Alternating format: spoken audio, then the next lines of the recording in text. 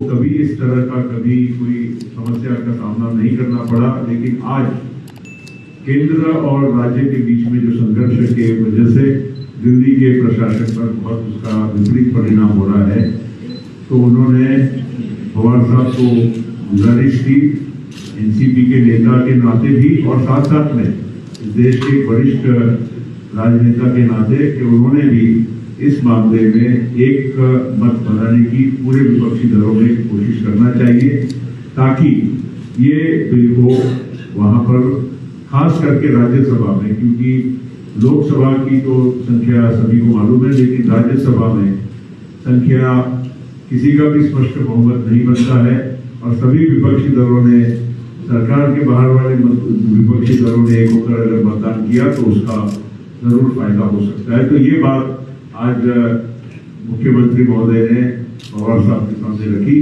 तो मैं ज्यादा वक्त न लेते हुए बाकी की बात वही करेंगे। मैं पुनश्च राष्ट्रवादी कांग्रेस पार्टी की ओर से, पवार साहब की ओर से मैं अरविंद केजरीवाल जी का, भगवंत मान साहब का और बाकी सभी अतिथियों का हार्दिक स्वागत करता हूँ।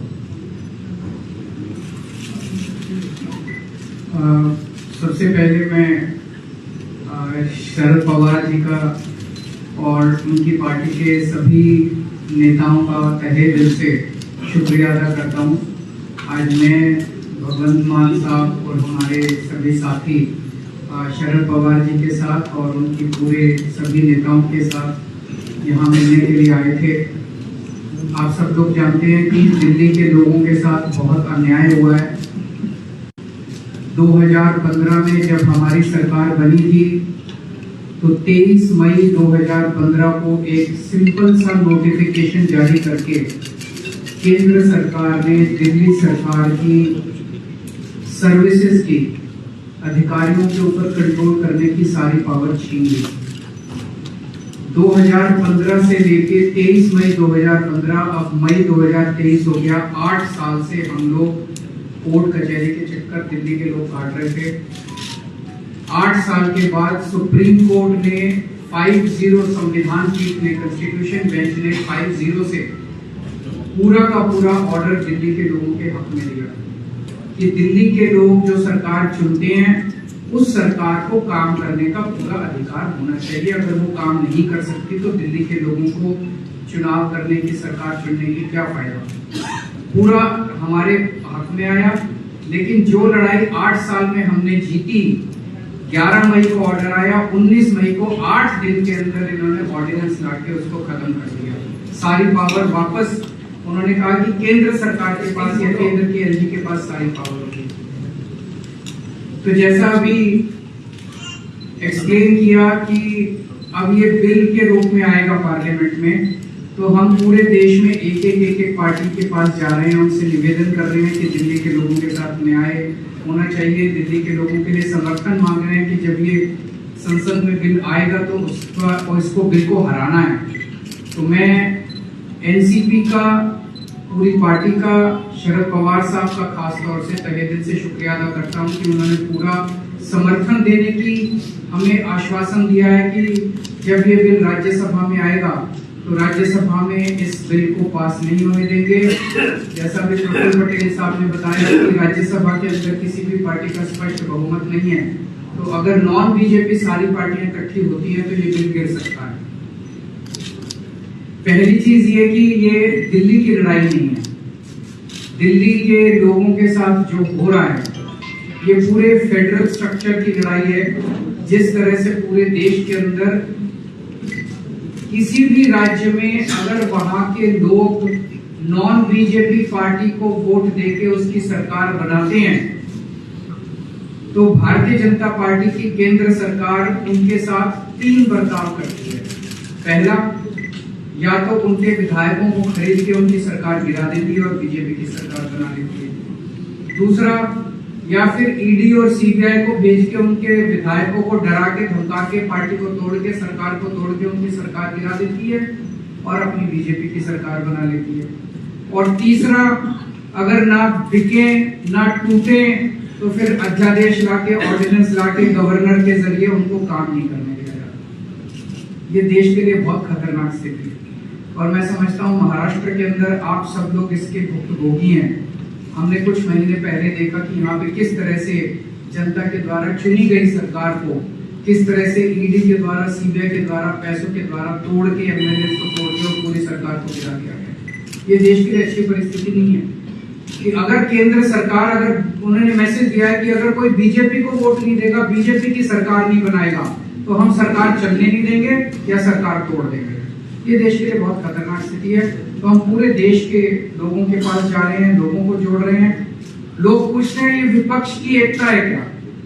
ये पक्ष और विपक्ष की बात नहीं है, ये देश की बात है, देशभक्तों की बात है। देश, जितने इस देश के अंदर देश को चाहने वाले लोग हैं, जितने इस देश के अंदर देश को चाहने वाली पार्टियां हैं, उन सबको इकट्ठा कर रहे हैं हम लोग। तो जितने देश को चाहने, कोई देश को चाहने वाला व्यक्ति ये नहीं बोल सकता कि भाई इस तरह से चुनी हुई सरकारों को तोड़ के, खरीद के, अध्यादेश जारी करके काम ना करने दिया जाए।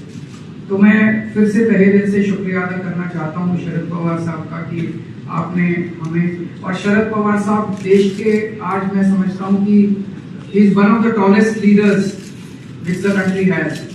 सो हम शरद पवार जी से हमने निवेदन किया कि आपका तो सहयोग मिलेगा ही, लेकिन आप सारी पार्टियों से बात करके उनको सबको भी इस बिल के खिलाफ इकट्ठा करेंगे। और मैं समझता हूं कि अगर ये राज्यसभा में बिल गिर जाता है, बीजेपी पास नहीं करवा पाती है, तो ये आप इसको 2024 का सेमीफाइनल मानिएगा। फिर मैसेज ये होगा कि 2024 में मोदी जी की सरकार नहीं आ रही है। बहुत बहुत धन्यवाद, बहुत बहुत शुक्रिया पटेल साहब, हमारी पार्टी के प्रेसिडेंट अरविंद केजरीवाल साहब और एनसीपी के नेता और देश के बड़े नेताओं में जिनका शुमार होता है माननीय शरद पवार जी, मेरी पार्टी के राज्यसभा के साथी सभी मीडिया वाले साथी। मैंने कुछ ज़्यादा नहीं बोलना, बहुत सीनियर लोग बैठे हैं, इन्होंने बोल दिया है। मैं सिर्फ इतने कहूँगा कि लोकतंत्र को बचाने की लड़ाई है। कहने को तो हम biggest democracy of the world कहते हैं, लेकिन अगर अंदर एक झाग अंदर देखा जाए तो डेमोक्रेसी डे बाय डे ये हत्या कर रहे हैं डेमोक्रेसी की। चाहे वो मीडिया के जरिए करवा रहे हो, चाहे वो किसी को एमएलए को तोड़ के खरीद के करवा रहे हो, चाहे किसी को गिरफ्तार करके ईडी सीबीआई की घर से करवा रहे हो। जो गवर्नर हैं देश में वो स्टार कंपेनर बन चुके हैं बीजेपी के, और जो राजभवन है वो इनके हेड ऑफिस बन चुके हैं बीजेपी के। गवर्नरों से हर रोज हिसाब मांगा जाता है कि कितनी बार काम किया आपने चुने हुए मुख्यमंत्री को। अगर कोई गवर्नर कहता है जी मैं 3 दिन काम नहीं कर पाया, तो उसकी गवर्नरी भी खतरे में हो जाती है कि आपको किस चीज के लिए करवाया था। तो ऐसा चल रहा है। दिल्ली में तो चलो एलजी को इन्होंने सरकार घोषित कर रखा है, तंग करना है।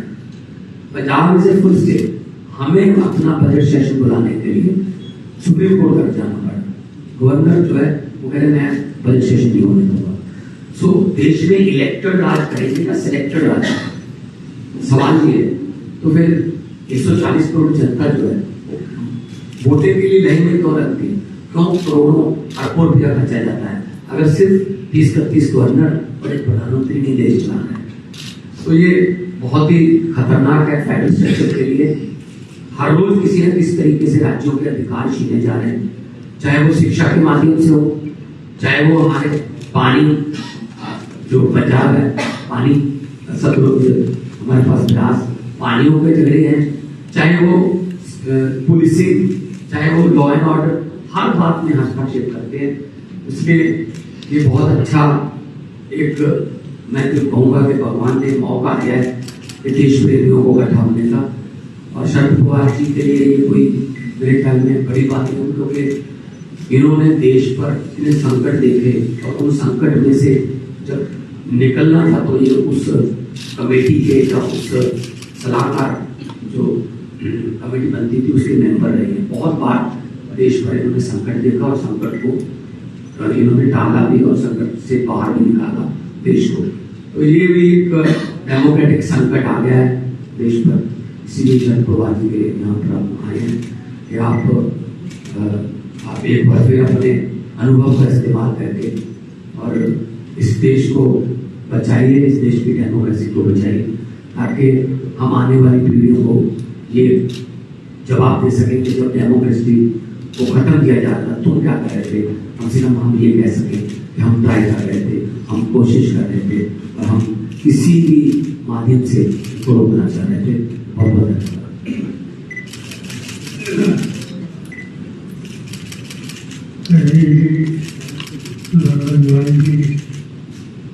उनके साथ रहे थे हमारे साथी दोस्तों, आज की जो प्रेस कॉन्फ्रेंस थी बड़ी इम्पोर्टेंट प्रेस कॉन्फ्रेंस, क्योंकि प्रेस कॉन्फ्रेंस से पहले हम साथियों के साथ देश के सामने एक समस्या पैदा हुई तो दिल्ली के और पंजाब के मुख्यमंत्री उन्होंने अच्छी तरह से देखी। इशू दिल्ली का है इसे हम मानते हैं। हम मानते हैं कि ये पार्लियामेंट्री डेमोक्रेसी बचानी है या नहीं, क्योंकि जो आघात हो रहा है दिल्ली में तो पार्लियामेंट्री डेमोक्रेसी सिस्टम पर आघात हो रहा है। देश में प्रजातंत्र में सेंट्रल आई हुई सरकार वो राज करेगी, वो डिसीजन देगी या अपॉइंटेड लोगों के थ्रू इलेक्टेड गवर्नमेंट को नजरअंदाज करने के प्रयास हो तो उनको कामयाबी मिलेगी। ये समस्या आज सबके सामने है। तो हमें ये लगता है कि ये समय कौन से पार्टी का आप है कि आपकी नीति क्या है, इस पर बहस करने का समय नहीं।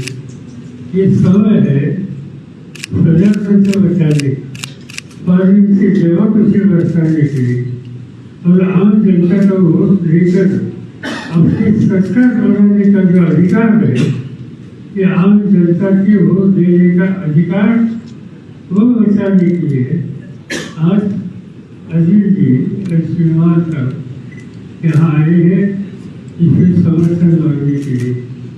और मेरा कहना इतना है, मेरी पार्टी की तरफ से, साथियों की तरफ से और मुझे पूरा विश्वास है कि महाराष्ट्र की जनता में जो अजीत जी ने सुझाव दे दिया इसका समर्थन करेगी। राष्ट्रवादी कांग्रेस पार्टी अपनी तरफ से तो पूरी तरह से मदद करेगी, मगर अभी मैं सोच रहा था कि अभी जी उन्हें पार्लियामेंट असेंबली में आते 56 साल हो गए, जिससे शेयर करती थी। और इससे 56 साल का एक फायदा होता है कि देश के कौन से भी राज्य में जाए वहाँ कोई नेता हो, पार्लियामेंट का मेंबर हो, राज्यसभा का मेंबर हो, उनसे कुछ न कुछ व्यक्तिगत से कई सालों से पैदा हुए, कई लोगों के साथ मैंने काम किया। और इससे सवाल दिल्ली का या आपका नहीं है, ये सवाल देश में इलेक्टेड गवर्नमेंट को राज कराने का जो अधिकार लोगों ने दिया है, इस पर हमने हो रहे तो उससे बचाने का सवाल है। और इससे मेरी तरफ से, मेरे साथी की तरफ से तो आपको साथ मिलेगी।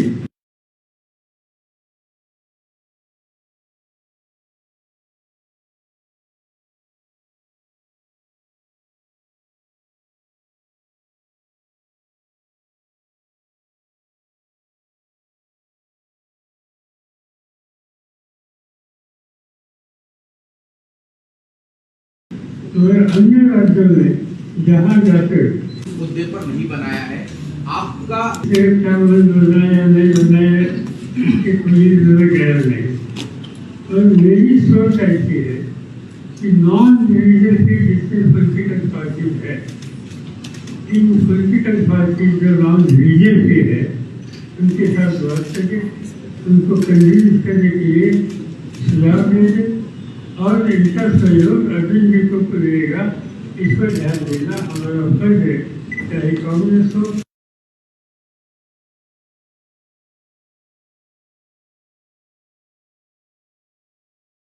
चाहे बीजेपी जनता हो।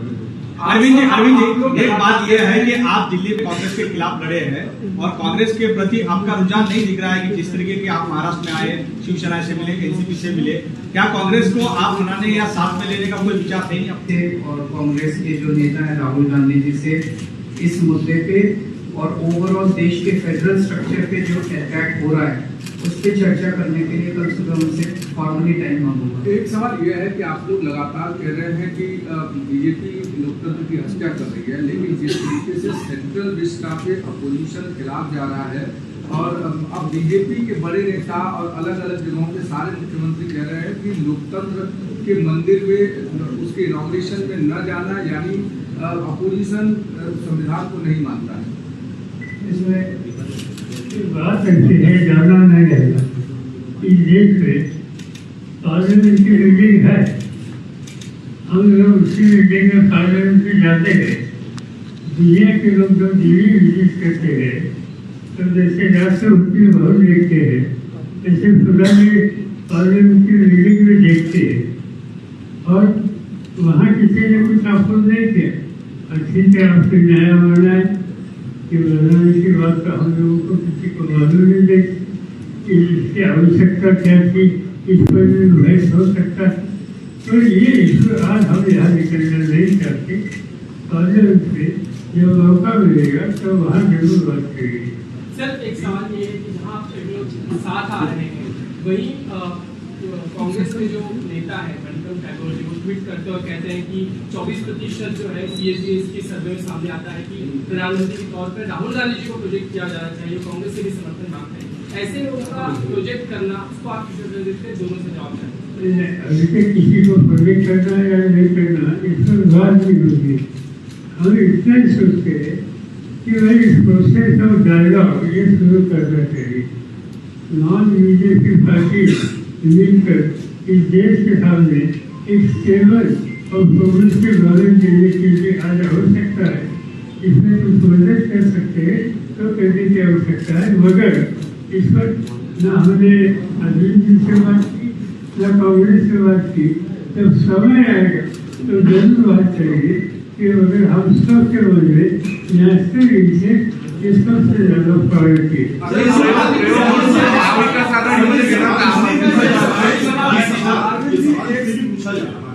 क्योंकि महाराष्ट्र की बात करें तो शिवसेना की तरफ से आता है, उद्धव ठाकरे की शिवसेना की तरफ से आता है कि हम 18 सीटों को लेकर पहले से ही अपना दावा कर रहे थे, लोकसभा सीटों को लेकर एनसीपी का अपना रुख है। तो जो बातचीत का प्रोसेस के बारे में आप बात कर रहे हैं, तो वहाँ पे कहीं पर एक राउंड बनता हुआ यहाँ पर तो नजर नहीं आ रहा, इससे यह सवाल बात सीधी है कि हमने ये बात जरूर की, यहाँ 3 पार्टी मिलकर काम करना चाहते हैं। 3 पार्टी ने 2-2 साथियों को डिस्कस करो तो डिस्कशन की प्रोसेस शुरू करो। अभी तक वो प्रोसेस शुरू नहीं हुई, तो ये हो जाएगी और चिंता मत करो, यहाँ से ठीक रास्ता निकलेगा।